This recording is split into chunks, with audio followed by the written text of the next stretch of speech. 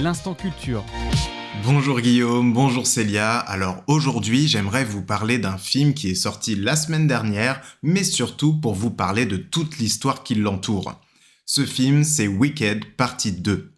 Bon, déjà, vous l'avez entendu dans le titre, c'est une partie 2, mais ne vous inquiétez pas, on va parler de la partie 1 et on va même revenir plus de 100 ans en arrière. Tout commence avec un roman pour enfants, celui de Lyman Frank Baum, sorti en 1900 aux États-Unis. Ce roman s'appelle Le Magicien d'Oz. C'est un véritable succès populaire et critique là-bas. Et étrangement, comme s'il découvrait l'histoire du livre, en 1928, le roman est accusé de véhiculer des idéaux malsains et les bibliothèques publiques américaines le censurent pour, je cite, « Il dépeint des personnages de femmes fortes dans des rôles de leaders ». Heureusement qu'il y a eu du progrès depuis, même s'il reste encore un long chemin à faire. Bref, nous en France, à cette époque, le livre ne sort pas. Il faudra attendre 1931. Mais ce qui aide à vraiment populariser cette histoire partout dans le monde, c'est le film de 1939 réalisé par Victor Fleming. D'ailleurs, on a encore eu un peu de retard chez nous car il est sorti en 1946. Compréhensible quand on regarde la période. Et là, c'est devenu une histoire connue de tout le monde. Une petite fille qui habite au Kansas, jouée par Judy Garland, est emportée par une tornade et atterrit dans un monde nommé Oz. Elle rencontrera une gentille sorcière, Glinda, ainsi qu'un lion peureux, un homme de fer et un épouvantail. Dans ce monde, il y a aussi une grande méchante, la sorcière de l'Ouest, et un bienfaiteur, le magicien. Et pour la faire rapide, la petite fille qui s'appelle Dorothy parvient à tuer la méchante sorcière en lui jetant un seau d'eau et elle rentre chez elle grâce à des souliers magiques. Désolé pour le spoil, mais bon, on parle quand même d'une histoire qui a plus d'un siècle maintenant. Et ce récit-là, c'est devenu l'un des plus fondateurs de l'Amérique moderne et surtout de la pop culture.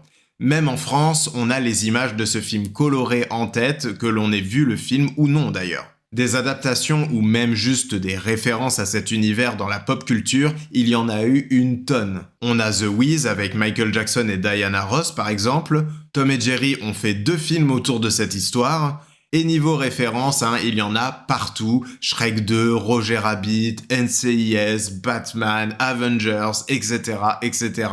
Tout ça pour vous dire que ça inspire absolument tout le monde.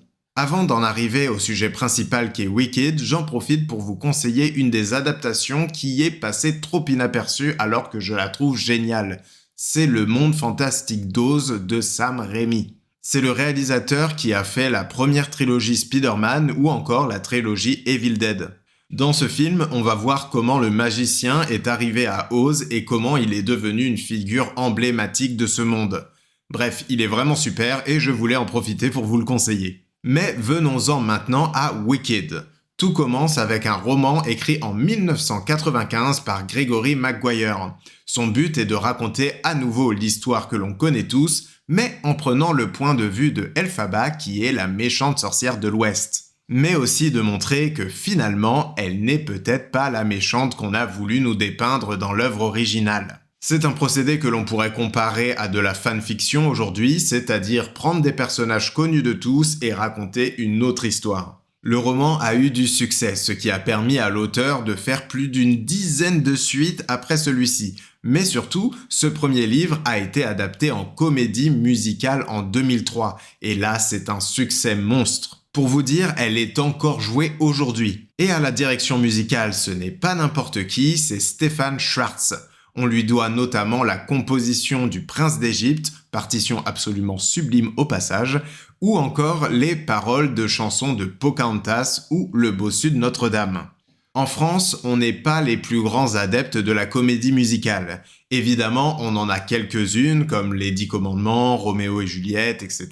Mais seulement une poignée ont fait vraiment succès. Aux États-Unis, eux, ils en ont des dizaines qui ont fait phénomène.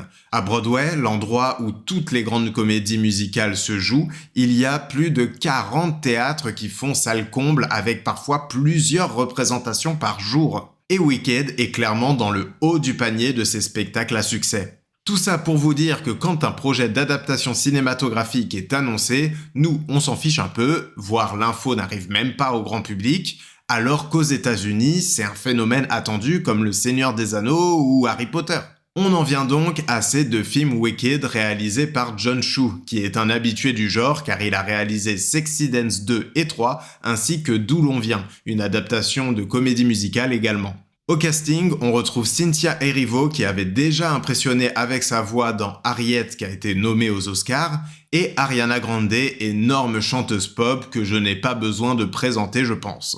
La production a fait un choix, couper le film en deux en faisant un pour chaque acte de la comédie musicale. Nous avons donc eu le premier fin 2024 et le second vient de sortir la semaine dernière. Personnellement, j'attendais beaucoup ces deux films car même si je n'avais jamais vu la comédie musicale, j'ai pu en découvrir les chansons grâce à la série Glee dont j'ai toujours été un grand fan. Le premier Wicked, je l'ai adoré. Les moments chantés sont grandioses, surtout avec les tubes comme Popular ou Defying Gravity. On passe du rire aux larmes, le duo d'actrices principales a une complicité qui donne une force émotionnelle supplémentaire et le film finit vraiment en apothéose. Tu n'as qu'une envie, c'est de voir le suivant. Du coup, j'ai pu voir ce Wicked partie 2 et je n'ai qu'un seul problème avec lui, c'est que c'est une partie 2 justement. Tous les enjeux sont déjà là, les personnages n'ont plus vraiment le temps d'évoluer, c'est un film qui ne tient pas sans la partie 1, alors que cette partie 1, elle, tient parfaitement toute seule. Cela étant dit, j'ai tout de même adoré, car je retrouve ces personnages que j'aime. Le film se passe en même temps que l'histoire du Magicien d'Oz et les références sont très ludiques à suivre. Et surtout, c'est un film qui fait du bien. Alors voilà, même si ce second film n'est pas parfait, je vous encourage à découvrir cet univers car c'est rempli d'idées créatives, de bienveillance et d'acceptation de l'autre. Des valeurs qu'on a vraiment besoin de retrouver aujourd'hui. Merci de m'avoir écouté, Guillaume, Célia, je vous rends l'antenne.